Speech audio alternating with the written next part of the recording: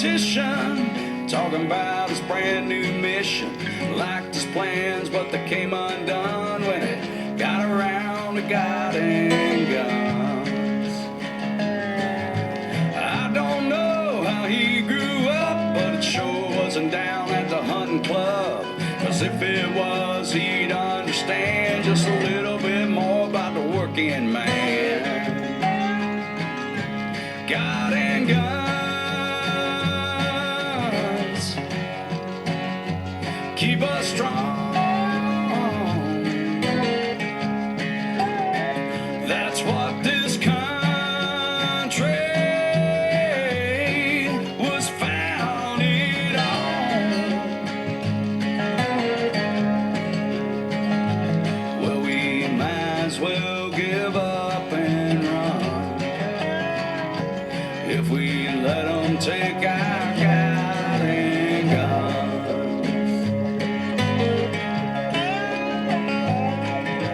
Out here in my neck of the woods, where God is great and guns are good, you really can't know that much about them if you think we're better off without them. Oh, there was a time we ain't forgot. You could rest all night with your doors unlocked, but there ain't nobody safe no more. So you say your prayers and you thank the Lord for that peacemaker in the Tesla drawer.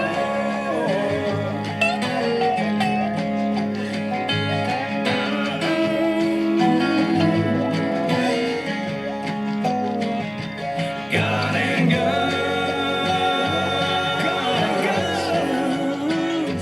keep us strong.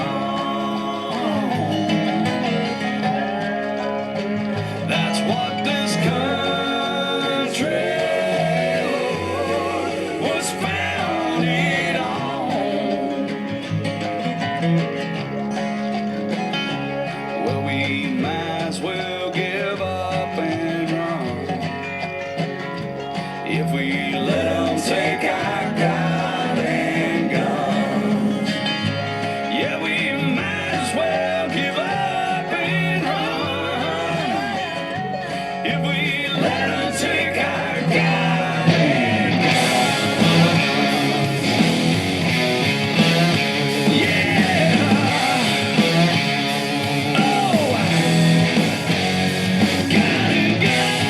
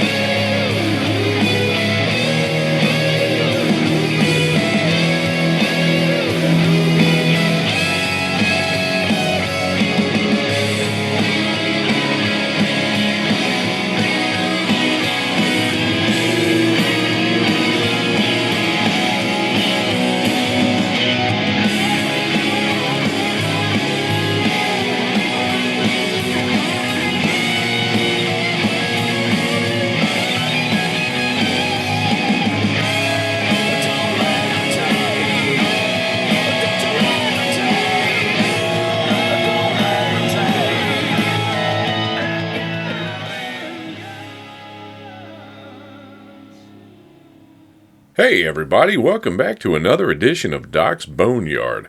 I'm Doc, and this week's topic is going to be one hell of a controversial subject. The Second Amendment, our right to keep and bear arms. So stay tuned. Hey everybody, it's Doc from Doc's Boneyard. Hey listen, mental health is no joke, and the struggle is real. I'm joining forces with Roman Rozelle, a veteran of U.S. Army Special Forces, to help promote mental health awareness. To quote Roman, I wrestle to save lives, including my own. Proceeds from this shirt go to benefit the Special Forces Association Chapter 38. who help many families in their invisible wound struggle. Now, you can get yours today by going to collarandelbowbrand.com. That's collarandelbowbrand.com. Just type in the word Roman, R-O-M-A-N, in the search tab.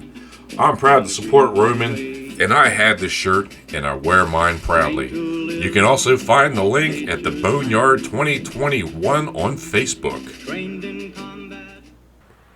So what exactly does the Second Amendment say? It says, quote, "A well-regulated militia being necessary to the sovereignty of a free state, the right of the people to keep and bear arms shall not be infringed." End quote. Now, for a little historical perspective, because I haven't studied civics in, over 30 years, the Second Amendment, which was actually passed by Congress on September 25th, 1789, and subsequently ratified in December 15th, 1791. And basically all the word ratified means is to sign or give formal consent, making it officially valid, basically. So let's break this down. Let's take a look at the first part of it, a well-regulated militia. At this time, there was no actual Continental Army to defend the colonies. So what did the colonists do? They formed a militia, Minutemen, so to speak, the precursor to the Army National Guard that we know of today. Now keep in mind that these Minutemen or militiamen were just regular farmers, everyday people like you and I, who had the right to keep and bear arms. They had the right to keep and bear arms for the defense of the colonies. And each individual member of the militia kept his own arms. So let's take a pause right there. On one hand, some believe that the amendment phrased the right of the people to keep and bear arms creates an individual constitution right to possess firearms. Well, it doesn't take a genius to figure this out. Yes, it does. But does the right of the people to keep and bear arms only apply while we had a Minuteman army, so to speak, a local militia, or did that also apply once we had a well-rounded, funded, capable military force? Now, even back then, this was a hotly debated issue until 1939. The U.S. Supreme Court considered the matter of Miller versus the United States government. So the basic crux of this case was an individual by the name of Jack Miller did unlawfully, knowingly, willfully, and feloniously transport in interstate commerce from the town of Claremore in the state of Oklahoma to the town of Siloam Springs in the state of Arkansas a certain firearm, to wit a double-barrel 12-gauge Stevens shotgun having a barrel of less than 18 inches in length. So basically, Jack Miller transported a shotgun, a sawed-off shotgun, over state lines, using it for personal protection, because he believed that under the Second Amendment he had the right to keep and bear arms.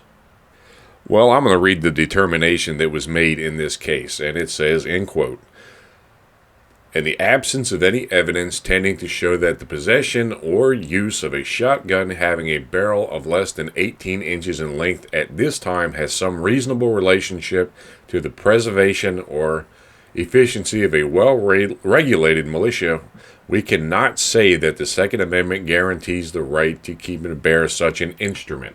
Now, it does not say any weapon. It says this instrument, that being the shotgun less than 18 inches in length.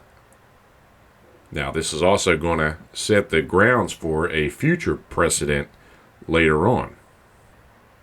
All right, grab the remote and fast forward 70 years until 2008. When the U.S. Supreme Court revisited the issue in the case of the District of Columbia versus Heller. The plaintiff in Heller challenged the constitutionality of a Washington, D.C. law which prohibited the possession of handguns. In a 5-4 decision, the court struck down the D.C. handgun ban as volative to that civil right. The court meticulously detailed the history and tradition of the Second Amendment at the time of the Constitutional Convention and proclaimed that the Second Amendment established an individual right for U.S. citizens to possess firearms. Wait a minute, hit that fast forward button again until 2010. McDonald versus the City of Chicago. The plaintiff in McDonald challenged the constitutionality of the Chicago handgun ban, which prohibited handgun possession by almost all private citizens. In a 5-4 decision, the court, citing the intentions of the farmers and ratifiers of the 14th Amendment, held that the Second Amendment applies to the states through the incorporation doctrine. The court lacked a majority on which a specific clause of the 14th Amendment incorporates fundamental rights to keep and bear arms for the purpose of self-defense. Excuse me? Say what? Say what again? Say what again? I dare you. I double dare you. Just had to throw a little Samuel L. Jackson love in there. So there it is in a nutshell, folks. Yes, you do have the right to keep and bear arms. Yes. Now, there are stipulations that go along with that. You must be a legal gun owner. Yes, you must submit to a federal background check with the ATF, the Alcohol, Tobacco, and Firearms Bureau. Yes, they do keep a record of your transactions. They do know what you have, but you have to be a legal gun owner to legally possess a firearm. You cannot have any felony convictions for drugs, domestic violence, or any armed offenses. Mental health conditions are also a big thing now. And by that I mean schizophrenia, multiphobic personalities, that type of thing. There is a huge debate now currently going on about veterans with post-traumatic stress disorder and legal firearm ownership. I personally think that's a load of shit. But because of the stigma attached to post-traumatic stress disorder, or PTS, post-traumatic syndrome, it is it is classified as a mental problem. It is not a mental problem. It is a natural reaction to a fucked up situation. But that's another podcast episode. So we've pretty much picked apart the Second Amendment and the subsequent legislation over the years that have just basically reconfirmed that we are allowed to keep and bear arms as long as we are legally able to do so. Looking for that unique, handcrafted, one-of-a-kind gift? Check out Dee's Unique Designs on Facebook. She specializes in custom artistry from paintings to jewelry, coasters to tumblers, and everything in between. That's Dee's Unique Designs on Facebook. Give her your ideas and watch them come to life. Now, you cannot have a conversation about Second Amendment rights without gun violence and mass shootings being involved. Get it, got it, understood it. I'm actually looking at a website on gun violence and the number of mass shootings that have happened in this country since January 1st, 2022. And according to this website, there have been over 50, I say that again, 50 mass shootings. And the actual name of the website I'm looking at is gunviolencearchive.org. That's gunviolencearchive.org. Not only do they break down the location, they give the date and the number of killed and injured involved. Now, what do all mass shootings have in common? Well, they usually have weapons with high-capacity magazines. That's right, and it's usually an assault-styled weapon. The AR-15, the Armalite Rifle 15, which is basically modeled after the M16. As a matter of fact, it was the predecessor, or the precursor to the M16 made by Colt during the 1960s. Yes, that gets a bad rap because it is an assault-type weapon based off of military specifications, so to speak, with some modifications. And whenever there is a mass shooting incident, the first thing the left wants to do is restrict your ability to own firearms. Well, let's look at this. Yes, the last thing we need is more gun owner legislation. Yes, we have been legislated out the ass. And let's face it, there are about 393.3 million legal gun owners in this country. Now, out of the 393.3 million legal gun owners in this country, how many of those legal gun owners do you think go out and commit mass shootings? I submit it's not the legal gun owner that goes out and commits mass shootings, but it's those criminals with ill intent and access to illegal weapons that do the same.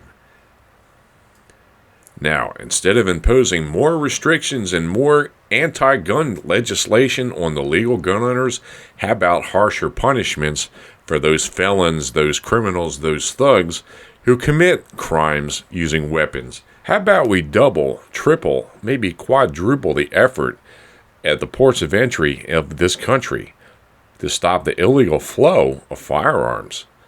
How about we close down the borders to restrict the movement of the drug cartels and their ability to bring guns over? Well, while we're all sitting here pondering the solutions to this problem, I'm going to throw in a little Hank Williams Jr. Let him figure it out.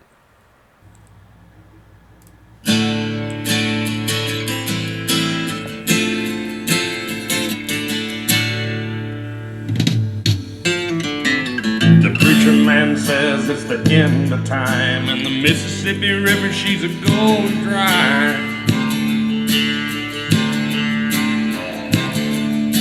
The interest is up and the stock market's down, and you're only getting mugged if you go downtown.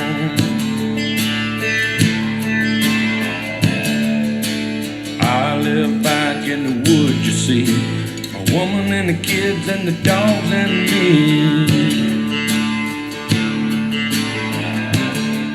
Got a shotgun, a rifle, and a four-wheel drive, and a country boy can survive. Country folks can survive.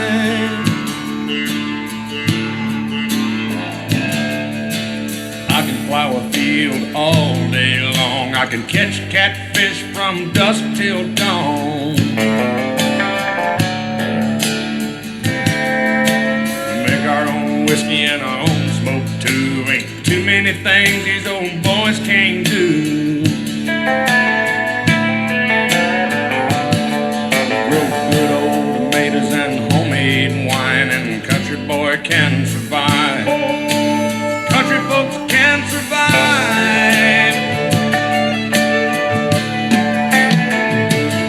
Because you can't starve us out and you can't make us run. Those Muslim old boys raised on shotguns.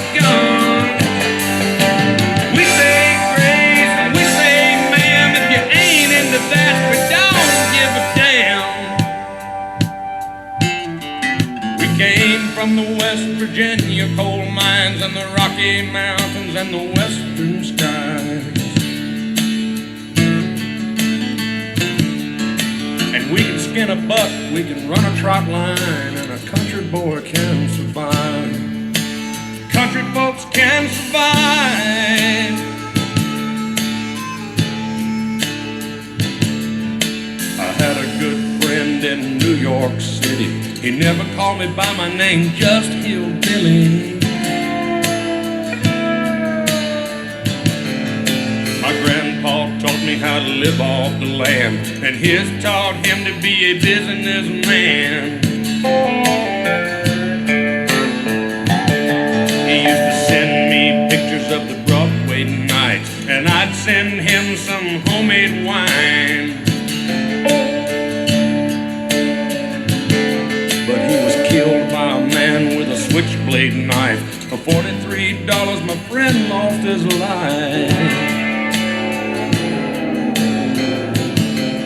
I'd love to spit some beach nut in that dude's eyes and shoot him with my old 45, cause a country boy can survive. Country folks can survive.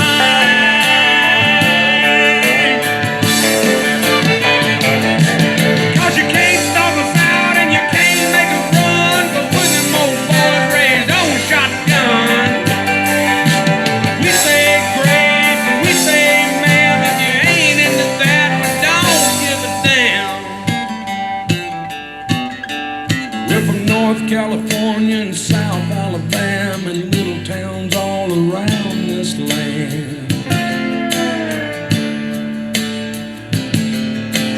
We can skin a buck and run a trot line, and a country boy can survive. Country folks can survive. Country boy can survive. Country folks can survive.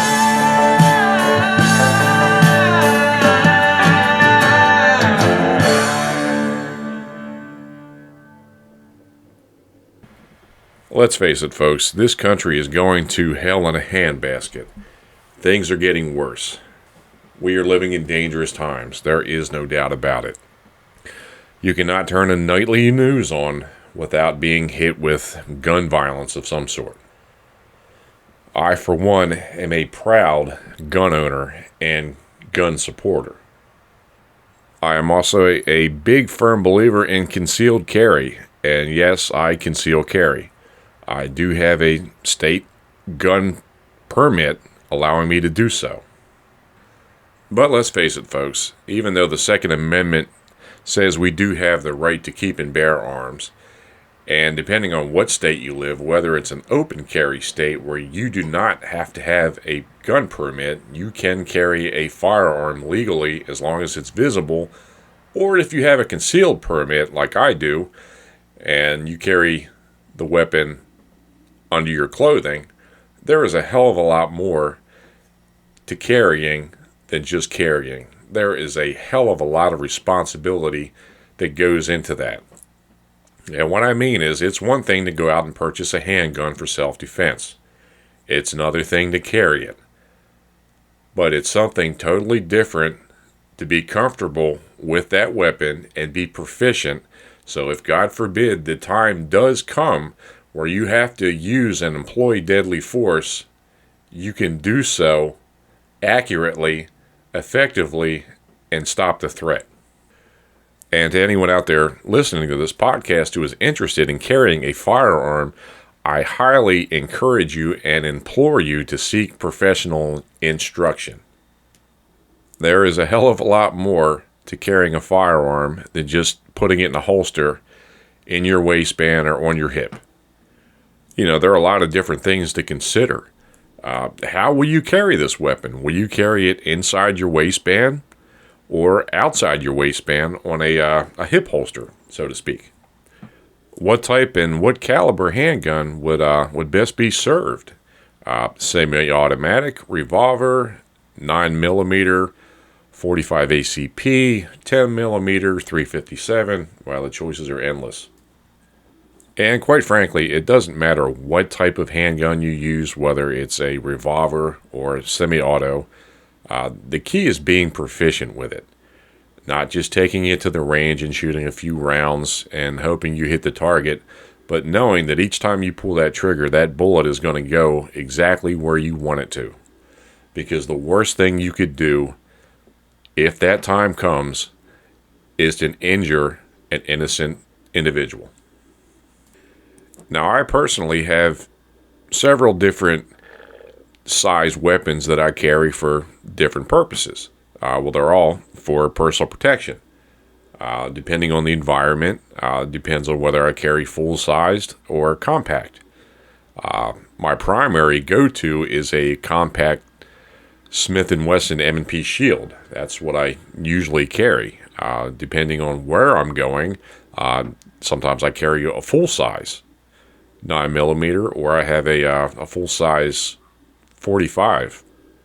Now, I also have a variation of carrying methods. I have a shoulder rig that I carry. I also have a belly band holster that I could wear inside of athletic shorts, so to speak. And I have a traditional leather on the hip holster, I guess, the OWB outside the waistband type holster. And the point I'm basically getting to with all this is there are the options are up to you. If you're serious about carrying a handgun for personal protection, be proficient with it. Be familiar with it. Because if that moment does come, you do not want to have a moment of hesitation. You want to be confident in your abilities. Now, one thing I personally do every time I leave the house, with very few exceptions, I'm carrying. Now, once I grab that weapon, I load it and leave the house with it. In the back of my mind, I am always thinking, okay, I am now armed. If met with a situation where I have to use deadly force, I will use deadly force. But if I have to make that decision, I want to make damn sure that there were no other possible ways out of that situation. And while I'm carrying, I'm always cognizant of my surroundings. I am always aware of who's where, who's doing what. And let's face it, folks, these are the types of skills that cannot be taught. They have to be learned.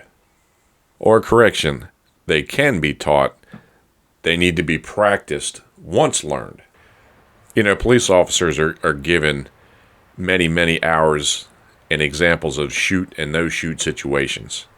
They practice in front of simulators to that very point.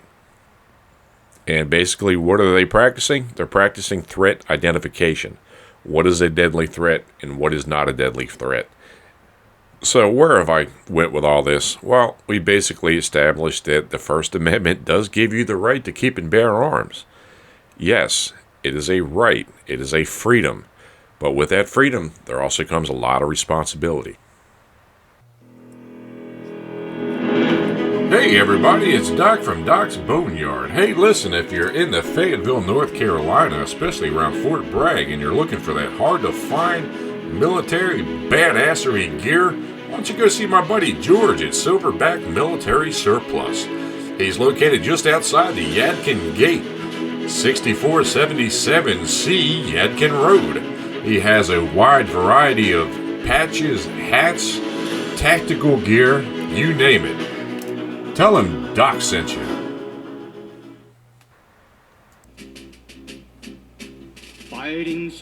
Hey everybody, it's Doc from Doc's Boneyard. Hey listen, mental health is no joke and the struggle is real.